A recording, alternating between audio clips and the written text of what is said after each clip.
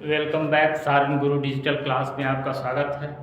मैं ओम प्रकाश गिरी आपके साथ आज फिर क्लास 12 बायोलॉजी की बात करने चल रहा हूँ, जिसमें आज हम लोग एक नया टॉपिक शुरू करेंगे, आनुवंशिकी। क्या होती है आनुवंशिकता, इसका क्या महत्व है हमारे जीवन में, और सबसे बड़ी बात जो है कि बोर्ड के एग्जामिनेशन पॉइंट ऑफ व्यू से बहुत ही इम्पोर्टेंट टॉपिक है। बोर्ड इससे अच्छा खासा वेटेज देता है और इस पूरे यूनिट में जो आनुवंशिकी एवं विकास का यूनिट है, इसमें मात्र 3 चैप्टर हैं, लेकिन इनका वेटेज बहुत अच्छा है। तो आइए हम बात करते हैं आनुवंशिकी। इस आनुवंशिकी के यूनिट में जो हमारा ये पहला चैप्टर है, एक्चुअली ये चैप्टर नंबर 4, वंशागति तथा विविधता के सिद्धांत, इसकी बात होगी। और इस चैप्टर में हमको कुल जो टॉपिक्स कवर करने हैं, ये 8 पॉइंट्स हैं। इन 8 टॉपिक पर हमारी बात होगी। तो क्या है टॉपिक्स, इसको देखते हैं। उसके बाद one of the most interested topic biology में आज की तारीख में या बहुत जमाने से भी आनुवंशिकता की कहानी बड़ी रोचक रही है, और उसी रोचक कहानी का एक्सप्लोरेशन हम लोग करेंगे। देखते हैं टॉपिक्स। पहला जो टॉपिक होगा, मेंडल के वंशागति के नियम। हम जान रहे हैं, अभी तक आप सबको मालूम भी होगा कि ग्रेगर जॉन मेंडल एक ऐसी शख्सियत हैं जिन्हें आनुवंशिकी का पिता कहा जाता है, फादर ऑफ जेनेटिक्स के नाम से जाने जाते हैं। तो और जितनी भी आनुवंशिकता की कहानी शुरू होती है, उनके अध्ययन के आधार पर शुरू होती है। तो उनके क्या नियम हैं, इसकी बात हम करेंगे। उनके नियमों में एक जीन की वंशागति की बात कर रहे हैं, फिर 2 जीनों की वंशागति की बात हो रही है, बहुजीनी वंशागति, बहुप्रभाविकता, लिंग निर्धारण, उत्परिवर्तन, म्यूटेशन, और लास्ट में इस चैप्टर के एंड में जो आता है वो आता है टॉपिक आनुवंशिक विकार। क्या जेनेटिक डिसऑर्डर्स होते हैं। बहुत ही इंटरेस्टेड वे में चैप्टर की शुरुआत हो रही है। चैप्टर की शुरुआत हमारी हो रही है कहानी से। इस कहानी को मैं कहना चाह रहा था, लेकिन मुझे लगा कि नहीं, समय ज़्यादा लगेगा, क्यों ना हम चैप्टर से ही डायरेक्ट शुरू करते हैं, एक एक पॉइंट। तो क्या आपने कभी यह सोचा है कि हाथी हमेशा शिशु हाथी को ही जन्म देता है, या किसी अन्य जानवर को क्यों नहीं, या आम के बीज से आम का पौधा ही उगता है, कोई अन्य पौधा क्यों नहीं उगता? ये क्वेश्चन मार्क है। अगर इस सवाल का जवाब हम समझ जाते हैं तो थोड़ा सा फंडामेंटल जेनेटिक्स हमको समझ में आ जाएगा, आनुवंशिकता के बारे में थोड़ी सी समझ आ जाएगी। ये हमने पढ़ा है कि दुनिया में अलग अलग प्रकार के जीव हैं, और हम बात करते हैं जीव विज्ञान में तो एक शब्द आता है जाति या प्रजाति, that is the unit of classification. वर्गीकरण का जो आधार होता है, इसकी बात हम लोगों ने की है, समझते हैं। तो हम उदाहरण ले लेते हैं कि मनुष्य एक जाति है, होमो सैपियंस है। तो होमो सैपियंस की जब बात हम करेंगे तो हम इंडियंस की सिर्फ नहीं बात करेंगे, अफ्रीकन की बात नहीं करेंगे, अमेरिकन की बात नहीं करेंगे। पूरी दुनिया में जहाँ भी कोई अगर मनुष्य है तो हम उसकी बात करते हैं। हम मैंगीफेरा इंडिका की बात करते हैं, हम कहते हैं आम है, आम। अब आम की तमाम प्रजातियां, अभी सीजन समाप्त होने वाला है, आपने अभी तक बहुत सारी वैरायटीज के आम खाए होंगे सीजन में। लंगड़ा है, दशहरी है, चौसा है, मालदे है, बीजू है, तमाम वैरायटीज।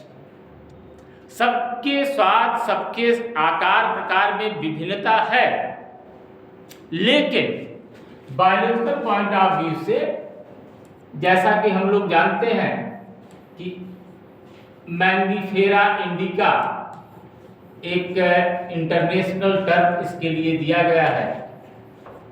दुनिया में जितनी भी वैरायटीज हैं आम की, प्रकार जितने भी हैं, उन सबके लिए एक ही शब्द है मैंगीफेरा इंडिका, और हम उसी की बात करेंगे।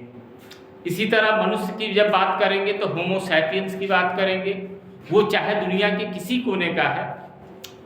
अब जब हम एक जाति विशेष की बात करते हैं तो उस जाति विशेष के संबंध में एक परिभाषा आपको हम रिपीट करना चाहेंगे, आपको याद दिलाना चाहेंगे कि स्पीसीज, इंग्लिश में शब्द था स्पीसीज, हिंदी में जाति कहते हैं।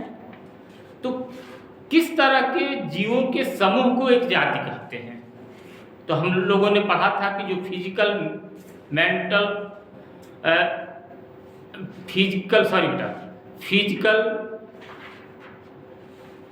फंक्शनल, बिहेवियरल, यानी कि शारीरिक बनावट, उनका संरचना, उनकी कार्यविधि और उनका व्यवहार एक जैसा है, वो सब के सब एक प्रजाति में है। इसमें थोड़ा सा और ऐड करना होता है कि which are capable to produce the fertile progeny in the natural environment. सामान्य परिस्थितियों में, सामान्य वातावरण में वो अपने ही तरह के संतान उत्पत्ति कर सकते हैं। और वो संतान कैसे हों? जो कि प्रजनन करने लायक हों। फिर से इसको समराइज कर लेते हैं हिंदी में। जीवों का वो समूह जो कि शारीरिक संरचना में एक दूसरे के समान है, कार्यविधि उनकी एक समान है, व्यवहार लगभग एक समान है, तथा वह सामान्य परिस्थितियों में अपने ही तरह की संतति उत्पन्न कर सकते हैं जो कि जनन करने में सक्षम है। तो वो क्या हो गया? एक जाति हो गया, स्पीसीज हो गया। तो ये मैंगीफेरा इंडिका क्या है? एक स्पीसीज है, हिंदी में इसको हम जाति कहते हैं। और हर जाति के जीव के अपने गुण धर्म हैं। जब भी संतानोत्पत्ति की प्रक्रिया होगी, या तो वो अलैंगिक प्रजनन होगा या लैंगिक प्रजनन होगा। यहां थोड़ा सा मैं और क्लियर करना चाहूंगा। तो इन दोनों परिस्थितियों में अलैंगिक, एसेक्सुअल एंड सेक्सुअल, दोनों परिस्थितियों में संतान उत्पत्ति होती है। लेकिन डिफरेंस क्या आ जाता है, अंतर क्या आ जाता है कि जब भी अलैंगिक प्रजनन की प्रक्रिया होगी तो अलैंगिक प्रजनन की प्रक्रिया में युग्मक नहीं बनते, गैमेट्स नहीं बनते, युग्मक नहीं बनते। यहां पर मियोसिस डिवीजन नहीं होता, जो अर्धसूत्री विभाजन है नहीं होता। यहां पर माइटोसिस होता है, समसूत्री विभाजन। समसूत्री याद करिए, क्लास 11 में आप लोगों ने पढ़ा था, समसूत्री विभाजन होता है। बहुत जूनियर क्लास से पढ़ते आ रहे हैं और मुझे लगता है कि 9th में भी थोड़ा सा कोशिका विभाजन के बारे में बताया गया है। तो इसमें समसूत्री विभाजन होता है, इसलिए इस कंडीशन में जहां पर अलैंगिक प्रजनन होगा तो अलैंगिक प्रजनन की परिस्थिति में उसके सारे के सारे गुणधर्म एज इट इज उनकी संतति में आ जाते हैं, जबकि लैंगिक प्रजनन जब होगा, सेक्सुअल रिप्रोडक्शन होगा, तो मियोसिस टाइप का सेल डिवीजन होता है, कोशिका विभाजन होता है युग्मकों के बनने के लिए, और उसमें गुणधर्म में बदलाव आते हैं। ठीक है, फिर भी ये तय है कि जिस स्पीसीज की बात हम लोग करें, किसी भी स्पीसीज या जाति की बात करें, तो उस कंडीशन में क्या होगा, जाति के गुणधर्म रहेंगे। हाँ, बिल्कुल वो रहेंगे। अब इसका क्या आधार है, इसके पीछे क्या तत्व है, इन सबका एक्सप्लोरेशन हम लोग करेंगे। थोड़ा सा मैं रिकॉल कर देना चाहता हूँ, चैप्टर शुरू करने के पहले, कहानी शुरू करने के पहले आप डीएनए से परिचित होंगे, डीऑक्सीराइबोन्यूक्लिक एसिड, आरएनए से परिचित होंगे, राइबोन्यूक्लिक एसिड, ओवरऑल न्यूक्लिक अम्ल के बारे में पढ़ा होगा क्लास 11th में, जिसे कि आनुवंशिक पदार्थ कहा गया। और उन्हीं का एक समूह जो बनता है क्रोमोसोम के बनने की प्रक्रिया में, एक क्रोमोसोम का स्थान विशेष जो कि किसी कार्य विशेष के लिए जिम्मेदार है, जिसे कि जीन कहते हैं। ये सारी कहानी अभी हम लोग नहीं पढ़ेंगे, लेकिन ये चीज़ें जब मेंडलवाद को समझेंगे, मेंडल की कहानी समझेंगे, तब इन चीज़ों का समझना और ज़्यादा आसान हो जाएगा। ओके, तो आते हैं क्या बता रहा है हमारी, तो कोई अन्य पौधा क्यों नहीं, हमारी बात यही थी। तो स्वभावतः ये संभव नहीं है, प्रकृति में ऐसा नहीं होता। जिस जाति के वंशज पैदा होंगे उस जाति के गुणधर्म के साथ पैदा होते हैं, और वो इसलिए होता है क्योंकि उनमें उनकी कोशिकाओं के केंद्रक में जो क्रोमोसोम्स होते हैं वो आनुवंशिक पदार्थ रखे होते हैं। और आनुवंशिक पदार्थ के बारे में हम जानते हैं कि वे पदार्थ जो किसी भी जीव के गुणधर्म का निर्धारण करते हैं तथा उन्हें अपने पूर्वजों से मिलते हैं तथा उनके द्वारा उनकी संतति में स्थानांतरित भी होता है। ये सारी कहानी हम लोगों को एक्सप्लोर करनी है। अभी तत्काल में इसको एक्सप्लोर करते हैं, क्या क्या बातें हैं। माना कि संतति अपने जनकों से मिलती जुलती है, पर क्या वो उनसे बिल्कुल ही अभिन्न होती है? यहीं पर बात आ रही है लैंगिक और अलैंगिक प्रजनन की। अलैंगिक प्रजनन में बिल्कुल कार्बन कॉपी होते हैं, क्लोन होते हैं। लैंगिक प्रजनन में डिफरेंस आ जाता है, भिन्नता आ जाती है।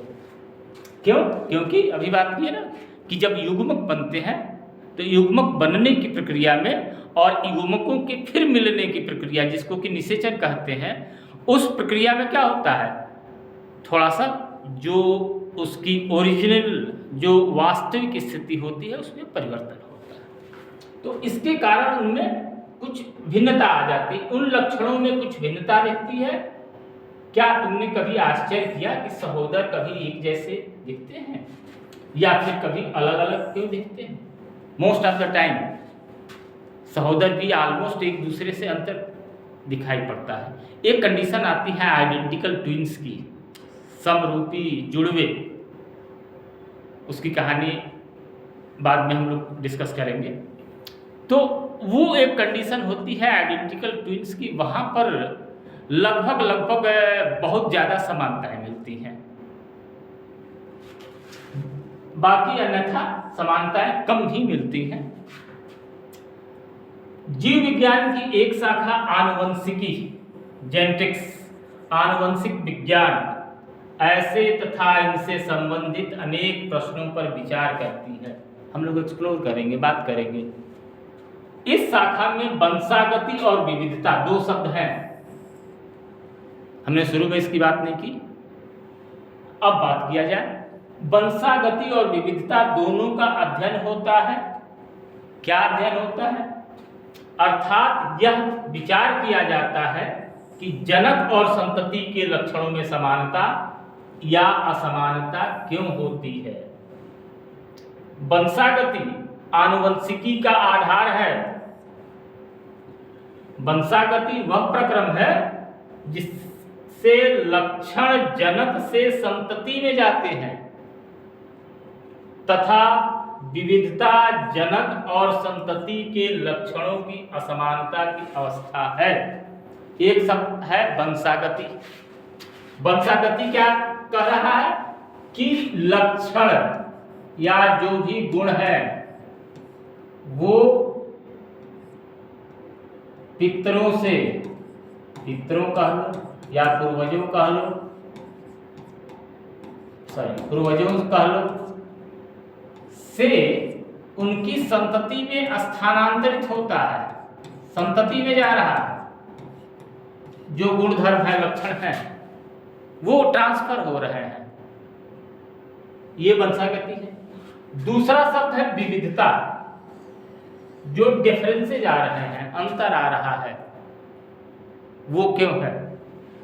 तो इस पर थोड़ा सा हम और बात कर लें कि किसी भी जीव के विकास में दो चीजें सबसे महत्वपूर्ण होती हैं। एक तो ये वंशागति की बात है, जो आनुवंशिक लक्षण हैं वो तो उसके में रहेंगे ही रहेंगे। इसके साथ साथ उसका पर्यावरण, उसकी भौगोलिक परिस्थितियां, किन परिस्थितियों में उसका लालन पालन विकास हो रहा है, ये दूसरा मैटर है। तो इन दोनों का प्रभाव उसके जीवन पर पड़ता है और उसी के अनुसार उस जीव का विकास होता है। विविधता की जहां तक बात हुई तो विविधता का मूल कारण युग्मक निर्माण की प्रक्रिया होती है, एक आनुवंशिकी के हिसाब से देखें तो। दूसरा एक प्रभाव जो वातावरण का है, वो उससे भी वह जीव अछूता नहीं रह सकता। क्लियर हो रही बात? तो वंशागति और विविधता दोनों को हम लोगों ने थोड़ा सा एक्सप्लोर किया।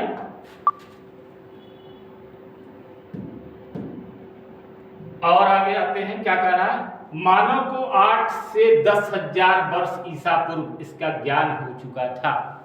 यानी कि कहानी कब की हो रही है? जब से हम लोगों ने सेटल लाइफ जीना शुरू कर दिया। मनुष्य एक वांडरर था, अन्य जीवों की तरह, अन्य जंतुओं की तरह ही वो जंगली जानवर था। लेकिन ज्यों ज्यों उसका मानसिक विकास हुआ, वो एक अस्थायी जीवन की ओर उसका झुकाव हुआ। उसने अपने तन को ढकना शुरू किया, तन के ढकने के साथ साथ भोजन की व्यवस्था शुरू की। उस दौर की बात हो रही है और उस स्थिति में उसने क्या किया कि जो अपने आसपास के जीव जंतु थे उनको अलग अलग कैटेगरी में बांटा। सबसे प्रमुख कैटेगरी क्या थी कि कौन से लाभदायक है, कौन से हानिकारक है। इस तरह से जीवों का बंटवारा किया, जंतुओं का, वनस्पतियों का। तो ये बात समझने के आधार पर 8 से 10,000 वर्ष ईसा पूर्व यह ज्ञान हो चुका था कि विविधता का कारण लैंगिक जनन की प्रक्रिया में छुपा हुआ है। यही बात हुई है ना। इसके पहले हम लोगों ने बात की कि लैंगिक प्रजनन और अलैंगिक प्रजनन में भिन्नता क्या है, कि अलैंगिक प्रजनन में डाइवर्सिटी कम होगी, भिन्नता कम होगी, जबकि लैंगिक जनन की प्रक्रिया में भिन्नता की संभावना ज़्यादा हो जाती है। उसने पादपों और जंतुओं की प्रकृति में उपस्थित जीव विविधता का लाभ उठाया और लाभदायक लक्षण, एक बात हम की, लक्षणों वाले जीवों को चुनकर उनका प्रजनन करवाया। भाई जो बेनिफिशियल था उसका यूज किया, जो नॉन बेनिफिशियल थे उसकी तरफ ध्यान नहीं दिया, उसको इग्नोर किया तथा उनसे इच्छित लक्षणों के जीव प्राप्त किए। अब जैसे चाहिए, तुमको जानकर ये आश्चर्य होगा कि आज की तारीख में हम गेहूं खाते हैं, ट्रिटिकम एस्टिवम जिसका बायोलॉजिकल नेम है, ये डेराइव्ड वैरायटी है। हजारों साल पहले जब से खेती की परंपरा शुरू हुई उस समय गेहूं का अस्तित्व नहीं था। ये डेराइव्ड वैरायटी है जिसका नाम आज की तारीख में पूरी दुनिया में सबसे ज़्यादा मशहूर हो चुका है, गेहूं। Wheat, that is the biological name उसका, ट्रिटिकम एस्टिवम है। आगे इसको पढ़ेंगे। तो उससे इच्छित लक्षणों के जीव प्राप्त किए। अब उदाहरण के लिए पुरानी जंगली गायों की कृत्रिम चयन, आर्टिफिशियल सिलेक्शन आएगा, ये भी टर्म आगे हम लोग डिस्कस करेंगे लास्ट वाले चैप्टर, विकास वाले चैप्टर। कृत्रिम चयन और प्राकृतिक चयन, प्रकृति अपने हिसाब से चयन करती है जो उनकी डार्विन का सिद्धांत रहा, और हम अपनी जरूरतों के हिसाब से चीजों का चयन करते हैं, जीवों का चयन करते हैं, वो है कृत्रिम चयन। चयन और उनको पालतू बनाकर हमने क्या किया, अपने फायदे के हिसाब से उनका प्रयोग किया, उनसे दूध प्राप्त किया, और जानवरों से उनके जो भी लाभदायक जीव मिले उनसे हमने अपने काम की चीज जिससे हमारा फायदा हो, मनुष्य जाति का फायदा हुआ, तो वो आज उच्च भारतीय किस्में प्राप्त कर ली गई हैं। अब उदाहरण दिया है, जैसे पंजाब की साहिवाल गाय अच्छी वैरायटी मानी जाती है हमारे देश की, बहुत अच्छी गाय की एक वैरायटी है जो कि दूध देने में अव्वल होती है। हमें मानना पड़ता है कि भले ही हमारे पूर्वजों को लक्षणों की वंशागति और विविधता का ज्ञान था, ज्ञान तो था, बट कमी क्या थी, वो व्यवस्थित नहीं था, किंतु उनको इन घटनाओं के वैज्ञानिक आधार के विषय में बहुत कम जानकारी थी, एक्सप्लोर नहीं कर पा रहे थे। और पहली बार इसका व्यवस्थित व्याख्या जो किया ग्रेगोर जॉन मेंडल, आधा नाम दिया है, इन्होंने सबसे पहले एक व्यवस्थित, सुव्यवस्थित और ज्ञान आनुवंशिकी के बारे में हम लोगों को दिया। तो आज की वीडियो में इतना ही रखता हूँ।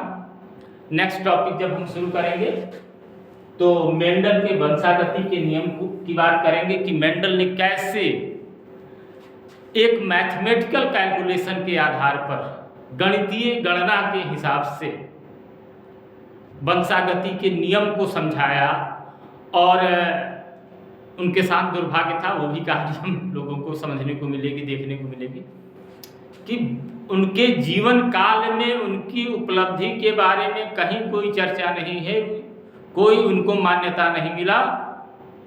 उनके मृत्यु के बहुत दिनों के बाद मेंडल के शिष्यों ने फिर मेंडल को जिंदा किया, कैसे किया, ये सारी कहानी हम लोग नेक्स्ट वीडियो में देखते हैं। Okay, thank you.